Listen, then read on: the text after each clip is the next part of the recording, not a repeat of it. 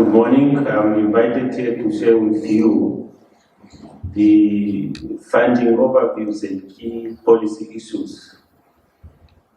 And that's what my presentation will be focusing on. The outline is I would like to touch a bit on the mandate and the legal status of the Namibia Student Financial Assistance Fund. I touch based on the tertiary institution that we fund, the selection criteria, the impact, in other words, statistics, and then some key policy issues that I want to highlight and for us to deliberate on. And of course, I want to touch on some best practices, what we do, because I realize NSFAF is one of those institutions that is highly misunderstood. And then I conclude. The mandate of the funds, we derive our mandate from the Namibian Student Financial Act, number 26 of 2000, which make stipulations as to who qualified to be funded and how that funding should be, and also make provision that for us to formulate policies for fundings or necessary policies for fundings and other matters regarding the financial assistance. I want to emphasize point.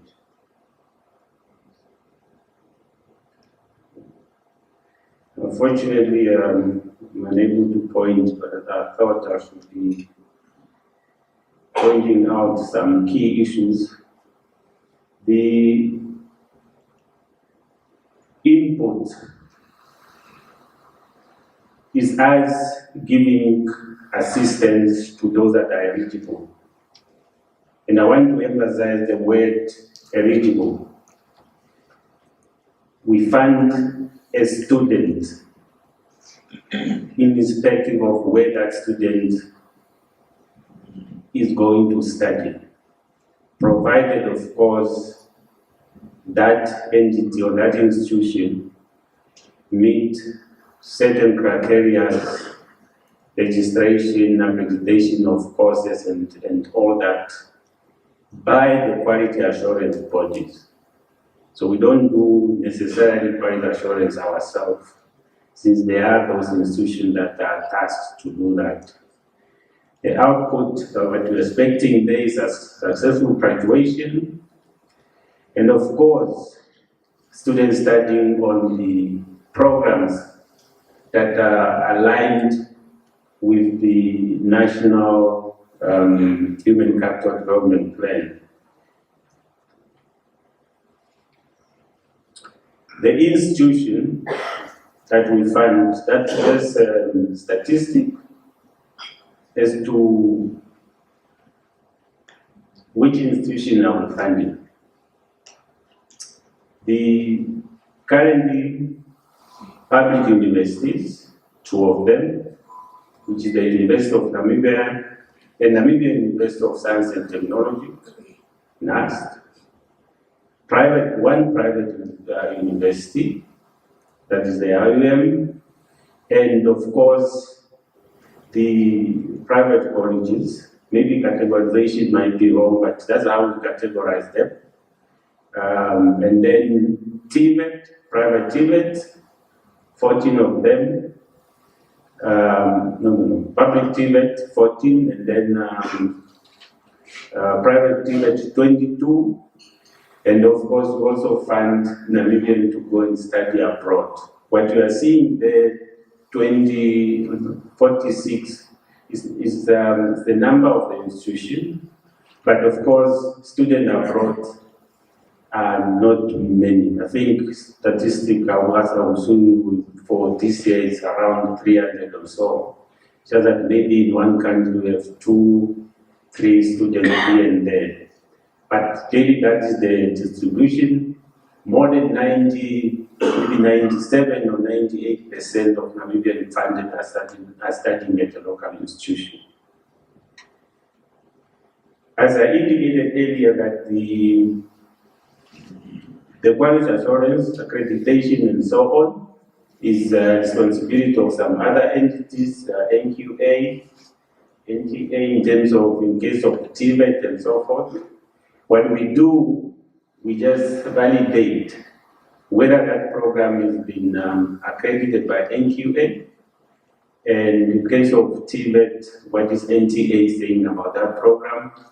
And then, of course, in the case of the new institution that is just coming up, registration with the National Council of Higher Education, and so forth. For international programs, the programs will be accredited in the country of origin, and also qualified by NQA. So that's how we go about funding programs. Now, the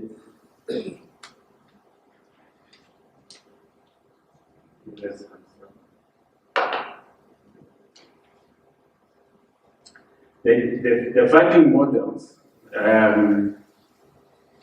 we have different funding models.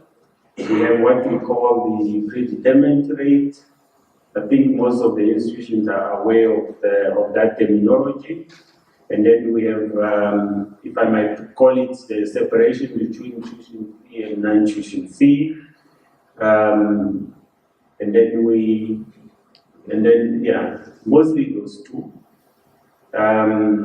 But these models are historic as to how do they come about and so forth.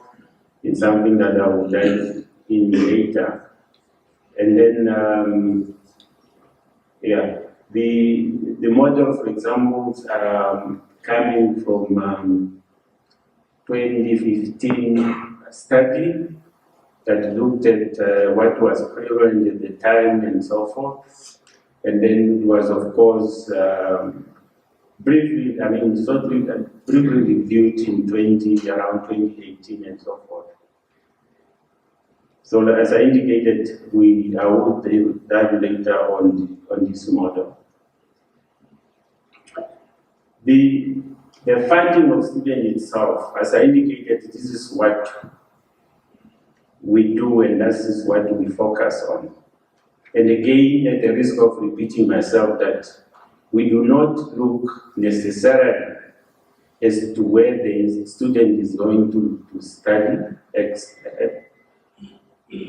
provided other requirements has been assured by quality assurance is met. So when we are presented with the application, there are criteria that we look at. First and foremost, the fund is for the Namibian. And then, secondly, we look at now 3 main categories. Social consideration, which is now looking at parental income, vulnerability of the particular applicant, whether that particular applicant is an orphan and so forth. And then we come to the academic performance. Maybe let me say the academic performance is the first one, because there are certain requirements depending on which program that student wants to go and study. At the TVET level, there's a certain requirement.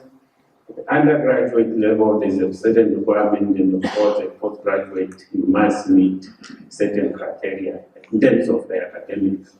And then the social consideration will then come in. Are you able to afford your higher education on your own? There is a threshold there. I think most of the institution represented here are aware of that, as well as an applicant, that parental income should not be more than above 500,000 gross income per annum for an applicant to be considered for funding. And then it went on to also make a distinction between whether that person is having a threshold that if you are 28 years and above, then the consideration is on your own, whether you are employed or earning income, and then the threshold is 300,000. And then, of course, the priority field of study. So those are the main variables that we consider, and before we perform what we are calling mean testing. So there is a basket of variables, and that the basket of variables then throw out names of those that are eligible for funding. For postgraduate, if I may emphasize, is the fact that, of course, we do not look on the point of playing in grade 12, as I indicated earlier. That is only in the case of undergraduate and postgraduate. Postgraduate, of course, a person should have an undergraduate and should start in what in the priority field of study, strictly in the priority field of study. Just some highlight there. In the current academic year, the undergraduate took up 71.3% of all the award for 2023. TVET 27.3%, and postgraduate 1.4%.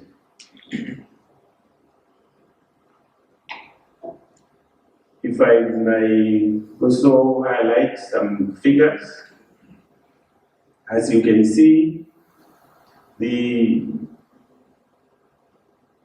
for the past 12 years, how this fund has been growing in terms of the number of students being funded, as well as I will be talking to the money later. In 2012, 7,700 students were eligible or qualified for funding and were provided financial assistance. It moved on to the 10,000 in the following year, and then to 11,000 around 2015. But as we speak today, the number of those who qualified, who are eligible for funding, is 22,178. And they are distributed as per the program they indicated. TVET 6,064, undergraduate 15,807, and postgraduate 307. Now, if you just make a comparison between where we were in 2012, 2013, somewhere, and where we are now, we are talking about over 188% increase in terms of the number of students being funded.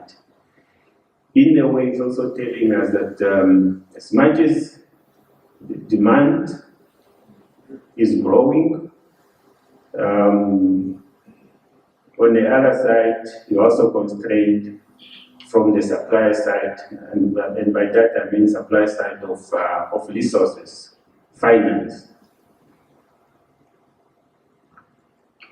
This is how it looks from the financial perspective.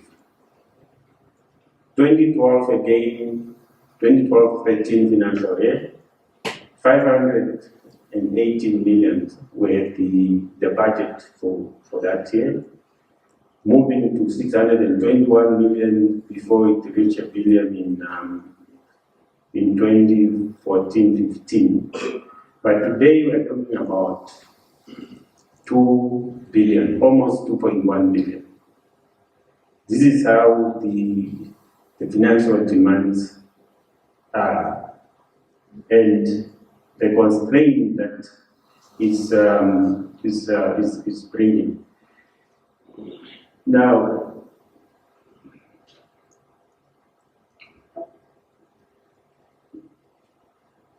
it is not always automatic, and I must highlight this, that if you follow the allocation, the budgetary allocation that is, we, like this year, for example, the initial allocation was 1.6 billion. There had to be an intervention thanks to the Honorable Minister of Higher Education that who took a project step, for example, to say all those who are eligible should be funded. Of course, this is competing with other priorities of government. You go to finance after a round of discussion and so on, then they will agree to say, okay, we are going to allocate something, but it's only in the additional appropriation, but at least we get to be award all those that are eligible.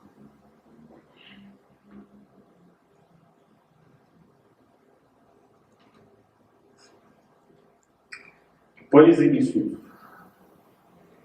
As I indicated, we are deriving our mandate from the Act. And I want to emphasize again that everything that we do, either provided for in the Act or provided for in the policy. The qualifying criteria, if you look into the regulation, regulation 196 of 2000, has stipulated certain criteria that to be followed, as well as the Act itself, and also make provision that a policy should be developed to guide the provision of the financial assistance. Those of you who have been around, you might recall that back in 2015-16, we started with a process of reviewing the policy. Various consultations took place. I remember about 5 sessions that took place at NIPAM for us to come up with what we are calling now Student Financial Assistance and Debt Recovery Policy, and that's the policy that we are using now. Now, that policy brought about the spirit of loan, which is now making provision that 99.5% of what we give for money being disbursed as a financial assistance is in the form of loan, and really just make a provision of 0.5 for merit-based grant for the top 2 performers per region. I think it's stating like a male and a female. That's the only grant that is there. Otherwise, you can say it is 99. It's almost low. The same policy then introduced the mean testing as to what I spoke to earlier in terms of those considerations, the basket of the social considerations, academic performance, and the policy field of study, and all those is provided for in that policy. And then it reduced the threshold from 700,000 to current 500,000. The gross income. There had been a debate, as I indicated, that this policy went through consultative process where all the stakeholders were represented, everybody's view was taken into account, and it was said, let's try to focus. After all, this fund is pro poor. So the threshold was then reduced to 500,000, and that's what we are That's what we are applying today. Now, and then of course also touch on the interest rate to be charged on those loans and so forth.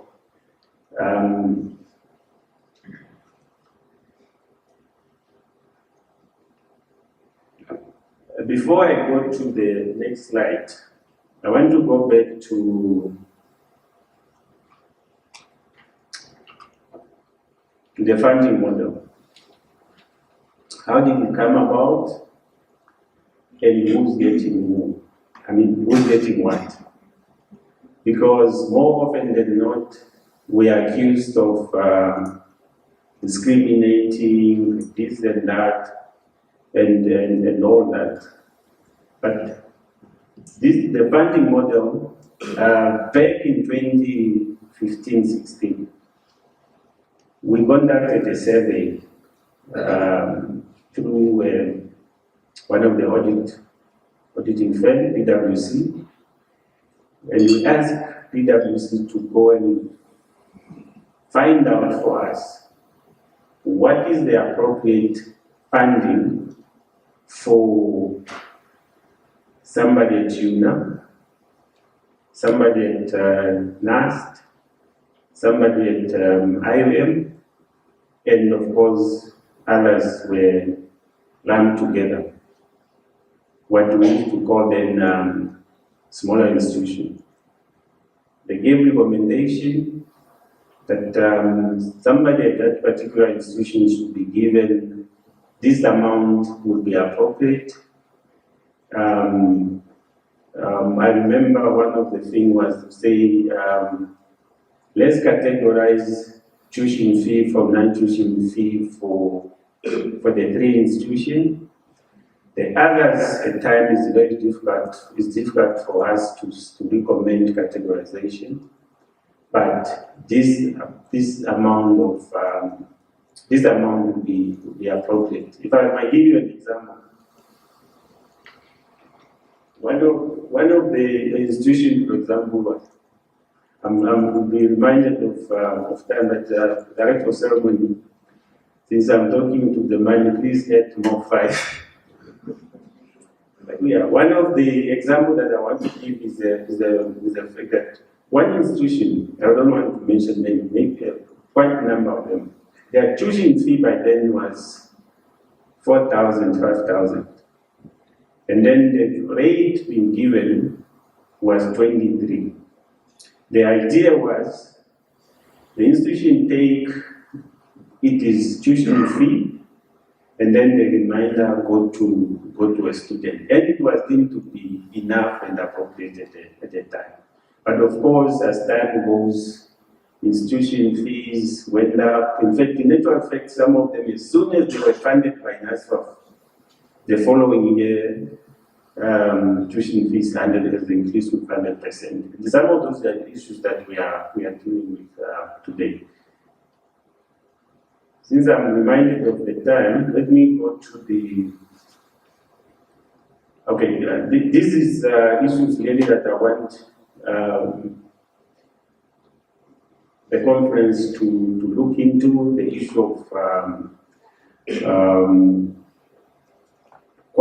access, quality, and equity. Access is our responsibilities that we have. I think so far we are working on it, targeting communities, trying to bring in those we do not see being represented in terms of application and so on. We have a specific program with community outreach and awareness.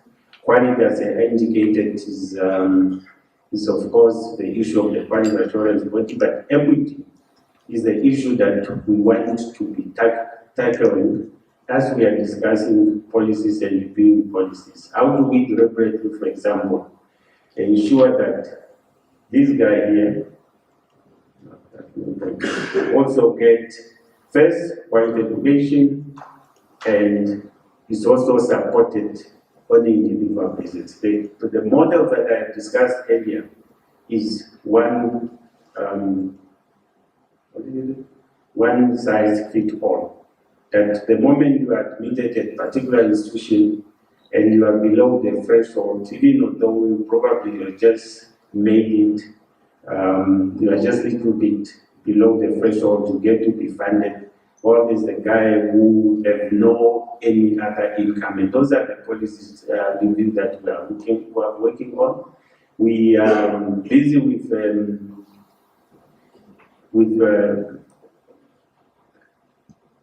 funding model, reviewing the funding model so that we cater for cases like that. The other matters that I want us to bring to this table, to this conference, is the issue of tuition fee. How is it being determined? It might not be, I remember one of the conversations we have with the National Council for Higher Education is to view, as a council, look into how these fees have been determined.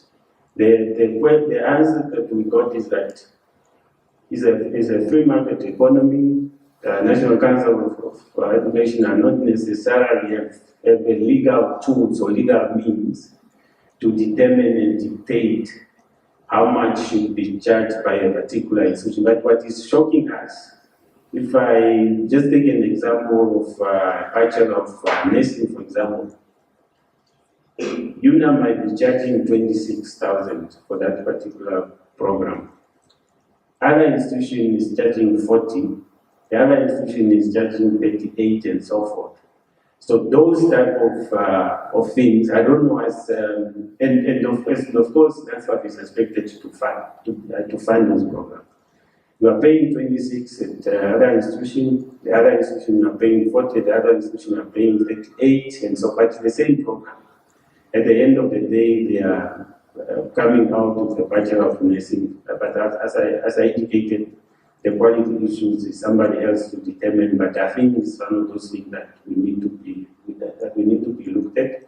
The programs that we are trying to come up with, or the funding models, is the one that we want to talk to have a cap to say, as NSFAF, we end here in terms of fees for that particular program.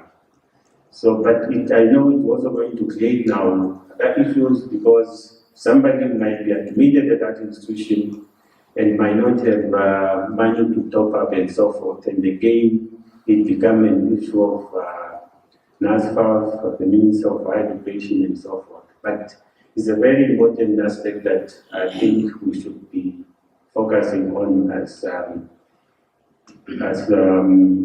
players in this sector.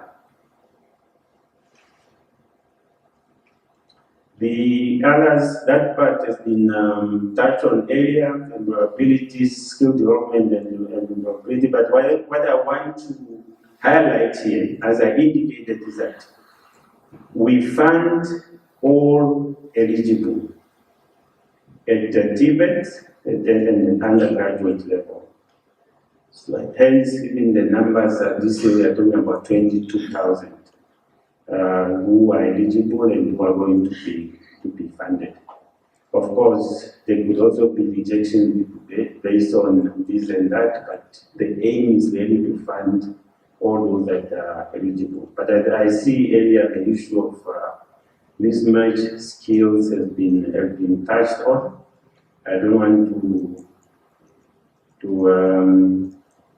dwell on that. The other is the sustainability. As much as we are talking about funding and budget appropriations and all those, in the first place, this fund ought to function as a revolving fund. And a drastic step needs to be taken for this fund to be sustainable. You might have heard that of late, we are taking people through litigation, including members of parliament. I think the other day there was a headline of saying NSFAF targeting MP. We are not targeting MP, that was just journalists trying to sell their newspaper. We are targeting all those who hold the fund, and we know where they are working and they are not coming forth. But I just thought I should also highlight that this non-vulnerability of this fund affect this platform as well. Because if there's not enough for us to fund students, then there will also be enough. There will not be enough for students, also for those that are studying at the various institutions of learning. I just thought I should highlight that more often than not, we reach out to the institution to assist with names if we are lucky. So that it's got a huge impact. Now, there was this thing was mooted before of saying, is there a possibility, for example, for Namibia as a country to look in the issue of realignment of academic year with the financial year, which means now that we maybe adapt what other countries are doing. I think in SADC, it's only South Africa and Namibia that has got academic year that starts in January. A possibility of moving it maybe to August or something like that. That would be good because we will know exactly who qualified for assistance even before they register at the various institutions of learning. Yes, the last one is now the operational aspect that I would want to highlight, to the fact that we have system in place. We have online applications, we have now loan management system, and we have omni-channel for all queries.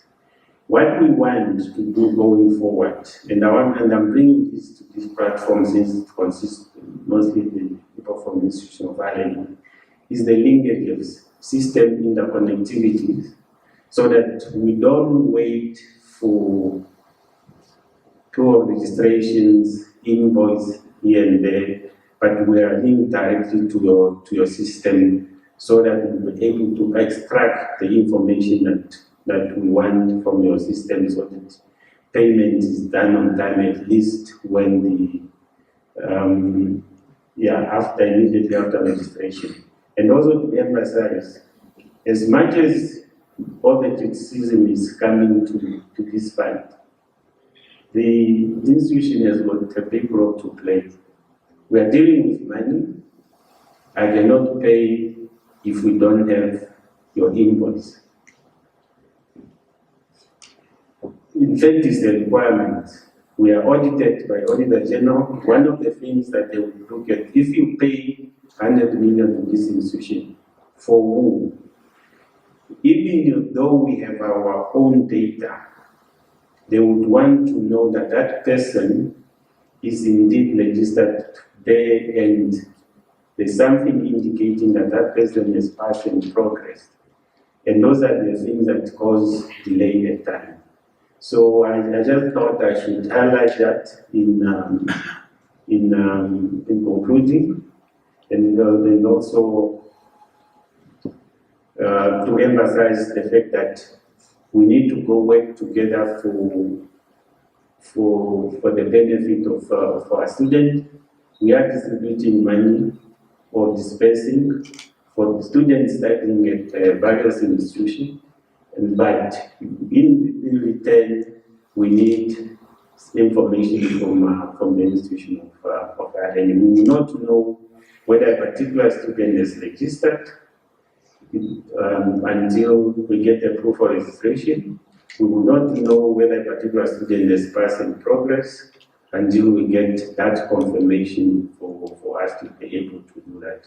Then lastly, again, just to emphasize the fact that we fund a Namibian student studying at recognized institution of learning on studying an accredited program.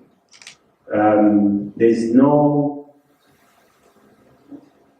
preference of particular institution, but students themselves do have a choice where do they want to go and study.